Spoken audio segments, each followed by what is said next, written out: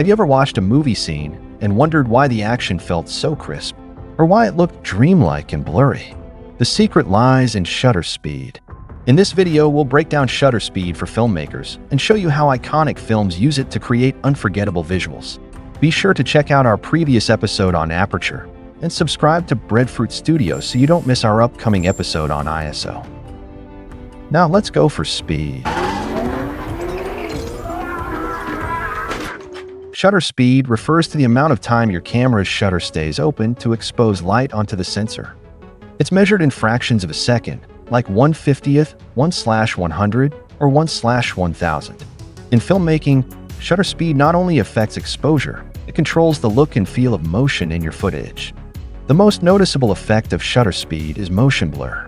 Lower shutter speeds create more blur, making motion feel smoother and more cinematic. Higher shutter speeds reduce blur, making movement sharp and sometimes jittery. But here's the thing, motion blur isn't just a side effect of shutter speed. It's a deliberate tool used to shape how motion feels on screen. And to get it right, filmmakers often rely on a foundational principle, the 180-degree shutter rule. The 180-degree shutter rule states that the shutter speed should be roughly double the frame rate to achieve natural motion blur. So if you're shooting at 24 frames per second, your shutter speed should be about 1/48 or 1/50th. Following this creates motion that feels natural to the human eye, delivering that smooth cinematic look audiences subconsciously expect.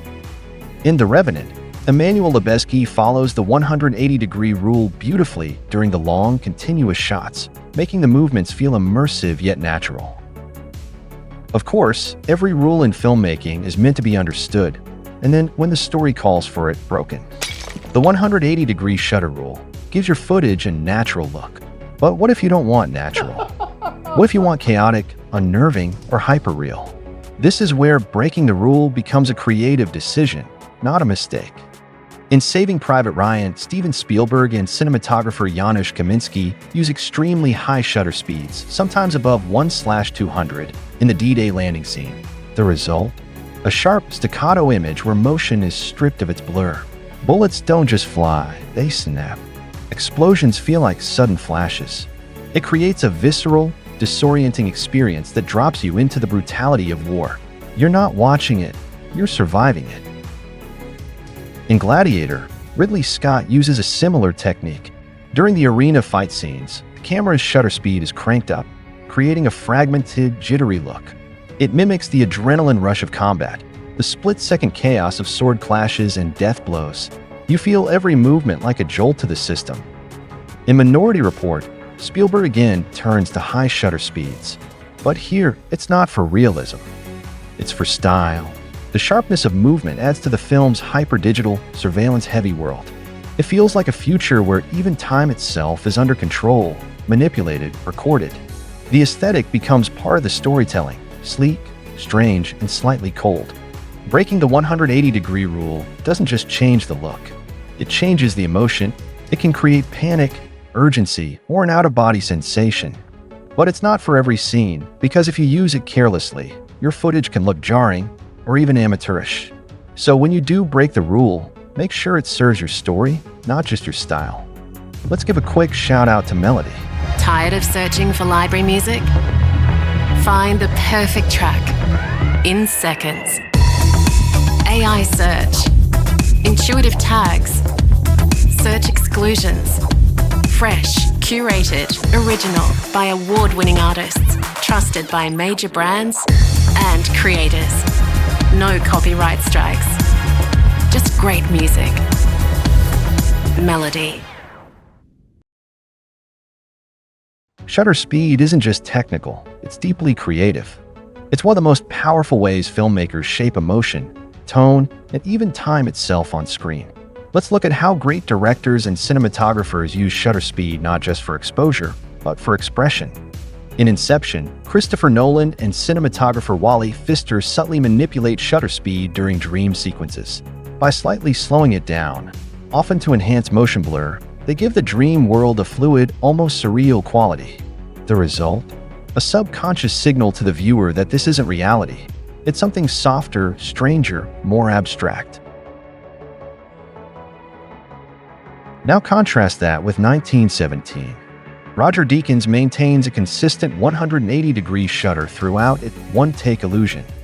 This gives the motion a naturalistic rhythm that feels grounded, but still urgent. There's no jitter, no dreamy softness, just raw immersion. You feel like you're walking alongside the characters in real time, in real danger. In Silence, Martin Scorsese and Rodrigo Prieto use shutter speed to quietly guide emotion. By sticking to the standard 180-degree rule, even in long, contemplative takes, they preserve the integrity of natural motion. It doesn't call attention to itself. It lets the gravity of silence, suffering, and faith settle into the frame. This subtle consistency draws the audience deeper into the spiritual and emotional stillness of the story. So here's the takeaway. Shutter speed isn't just a setting on your camera, it's a language. You can slow it down slightly for romantic, dreamy, or emotional moments, like a memory, a longing glance, or the quiet before a storm. Think f1.8 lens, 1/40th shutter. Everything becomes a little more emotional, almost poetic. And you can crank it up, say to 1/250 or 1/500 for action scenes, chaos, or psychological intensity. This gives you that gritty, jittery, edge-of-your-seat feeling. Every movement feels sudden. Every impact feels real. Alright, let's wrap this up with a few practical tips for filmmakers. Shutter speed might seem technical at first, but once you understand the core principles, it becomes one of your most powerful creative tools. Tip number 1. Stick to the 180-degree rule. If you're going for that smooth, organic motion we associate with classic cinema, stick to the 180-degree rule. That means doubling your frame rate for your shutter speed. 24 frames per second? Go with 1/48th or 1/50th. It's what our eyes are used to seeing, and it works for most narrative films. Tip number 2. Go higher for action. Shooting a fight scene, a chase, or a chaotic moment. Crank up that shutter speed to 1/200 or even 1/1000. It sharpens movement and removes blur, perfect when you want intensity and clarity. It makes every movement snap and adds a gritty, visceral tone. Tip number 3. Use slower shutter speeds. Want something soft and romantic? Or surreal and dreamlike? Try a slightly slower shutter speed, maybe 1/40th or even 1/30th. That little bit of extra blur smooths things out and adds a poetic feel. Number 4. Balance it all. Remember, shutter speed doesn't work in isolation. It affects your exposure, so you'll need to adjust your ISO and aperture to keep your image properly lit. That's where the exposure triangle comes in. Find your balance. Tip number 5. Know the rules so you can break them intentionally. Filmmaking is an art, and every choice should serve the story. Stick to the rules when you need stability and familiarity. Break them when you want to shake things up.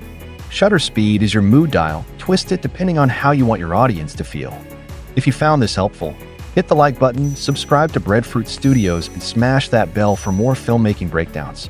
See you in our next episode. Thank you.